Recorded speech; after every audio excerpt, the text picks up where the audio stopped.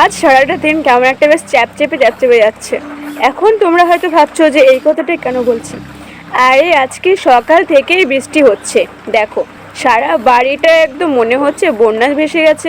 আর ওয়েদারটাও খুব একটা ভালো লাগছে না। এই বৃষ্টির দিনে প্রচণ্ড ঠান্ডা লাগে। এই ঠান্ডার মধ্যে স্নান কি করে করব তাই ভাবছি।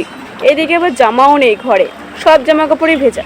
বাট এখন আমার মনে পড়েছে আমার ঘরে জামা কাপড় রয়েছে। জামা কাপড় বললাম তাই বলে জামা কাপড় ভেবো না, সেগুলো কিন্তু একটু পাঞ্জাবি টাইপের। তো চলো পাঞ্জাবি দেখাই। এই দেখো, এটা হচ্ছে আমার 1 নম্বর পাঞ্জাবি। এখন হয়তো তোমরা ভাবছো যে এরকম আমি এত রোগা মানুষ হয়ে আমার এত বড় এত মোটা পাঞ্জাবি কোত্থেকে আসলো। আরে ভাই, এটা আমার নয়, এটা আমার এক আত্মীয় বাড়ির জামা। তো ওরা তো অনেক বড় লোক, যার কারণে এইসব মানে হালকা একটু পুরনো হয়ে গেলেই পরে না। বাট আমি তো পরবো, কিন্তু এত ঢোলা জামা তো আমার হবে না। তাই আমি জামাটা একটু সিলিয়ে নেবো। এখানে সেলাই করার জন্য বসে পড়েছি। অনেক কিছু লাগছে ভাই, সুই লাগছে, সুতো লাগছে, স্কেল নিচ্ছি, পেন নিয়েছি। তো চলো আস্তে আস্তে আমি সেলাইটা করেই নিই। সেলাই করতে তো মোটামুটি প্রথম দিকে বেশ ভালোই লাগছিল, কিন্তু যখন 10-12 মিনিট হয়ে গেছিল না, একদম বিরক্তিকর লাগছিল। ইচ্ছে করছিল উঠে যাই, হাতগুলো একদম এরকম করে ছাড়াই। বাট কি করব, সেলাই যখন করতে বসেছি তখন তো করতেই হবে। কিন্তু বোরিং লাগছিল প্রচুর, তাই ভাবছিলাম যে আমি করেই নিই, তারপর তোমাদেরকে পরে দেখাবো। সো ফাইনালি আমার জামাটা সেলাই করা হয়ে গেছে। তো জানি না তোমরা সেলাইটা দেখতে পাচ্ছ কিনা, কিন্তু আমি আমার সত্যি সেলাই করেছি। তো দেখো, অনেকটা করে খাপিয়েছি, 2 সাইডটা করে, অনেকটা চওড়া ছিল।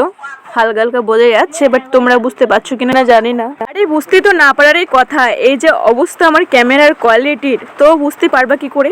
তো যাই হোক, দেখো এইটুকুনি খাপিয়েছি। তো এটা পরলে তারপরে বুঝতে পারবে যে আমি কতটা খাপিয়েছি জামাটা। এই যে দেখো কত ওয়ান্ডারফুল লাগছে। আমি ভাবতেই পারিনি যে একটা পাঞ্জাবি সেলাই করার পর এত সুন্দর লাগবে। জাস্ট ভালো লাগছে। তো যাই হোক, ফেলে তো দিইনি, ভাবছিলাম যে পরতেই পারবো না, এত ঢোলা ছিল জামাটা। তো খাপিয়ে নেওয়ার পরে এখন অনেক সুন্দর লাগছে। আর কালারটাও মোটামুটি অনেক সুন্দর, কিন্তু এখন ক্যামেরার কোয়ালিটি ভালো না, যার কারণে কালারটাও অত সুন্দর লাগছে না। দেখো ডিজাইনটাও মোটামুটি সুন্দর। তো অনেকটা লংও আছে জামাটা, বেশ ভালোই লাগছে পরতে। তো আমি মিশোতে অনেক জামা দেখেছি, টপ আর কি, টপ জিন্স আমার অনেক পছন্দ হয়েছিল কেনার জন্য, বাট কিনতে পারিনি কারণ বাড়ি থেকে পারমিশন দেয় না। তো যাই হোক, এটা আমার পিসি বাড়ি থেকে পাঠিয়েছে দাদার মেয়ের জামা। আমার অবশ্য দিদি হয়। তো যাই হোক, জামাটা বেশ ভালোই লাগলো পরে। সো এটা হচ্ছে আমার 2 নম্বর জামা, বেশ ভালোই লাগে, গোল জামা, বয়সে ছোট হয়। তো এটা হচ্ছে আমার বোনের জামা। তো আমার থেকে একটু হাইটে লম্বা আছে আর একটু মোটা সোটা আছে, যার জন্য এটাও অনেক বড় চওড়া। হালকা করে একটু খাপাতে হবে, না হলে আমি পরতে পারবো না। দেখো, এটা ফুল হাতাওয়ালা, বেশ ভালোই লাগে আমার থেকে ফুল হাতাওয়ালা জামা পরতে। তো হালকা করে এখান দিয়ে করে আমার সেলাই করে নিতে হবে, তো তারপরে আমি পরতে পারবো। তো যাই হোক, আমি আগে সেলাই করে নিই। তো দেখো, সেলাই করে নিয়ে এসেছি। তোমরা দেখতে পাচ্ছ কিনা বুঝতে পারছি না, জানি আমার ক্যামেরার কোয়ালিটি ভালো না, তোমরা বুঝতে পারবে না। তো তবুও দেখাচ্ছি। হালকা করে খাপিয়ে নিয়েছি, দেখো। তো এখন খাপিয়ে নিয়েছি, এটা আমি এখন তোমাদেরকে পরিয়ে দেখাই যে কীরকম লাগবে না লাগবে। সো দেখো, ফাইনালি আমি পরিয়ে নিলাম, বেশ ভালোই লাগছিল। সো দেখতে আমার থেকে মোটামুটি ভালো লাগছে, পরে বেস্ট কমফোর্টেবল মনে হচ্ছে। বাট ক্যামেরার কোয়ালিটি ভালো না, যার জন্য তোমরা দেখেও বুঝতে পারছো না। এত সুন্দর জামার কালারটা, ফুল হাতাওয়ালা, আর ফুল হাতাওয়ালা পরতে আমার বেশ ভালোই লাগে, কিন্তু তোমাদেরকে আমি দেখাতে পারছি না, এটাই আমার দুঃখ রয়েছে। তাই ভাবলাম যে হাতে দেখাই, তাও তোমরা যদি একটু বুঝতে পারো।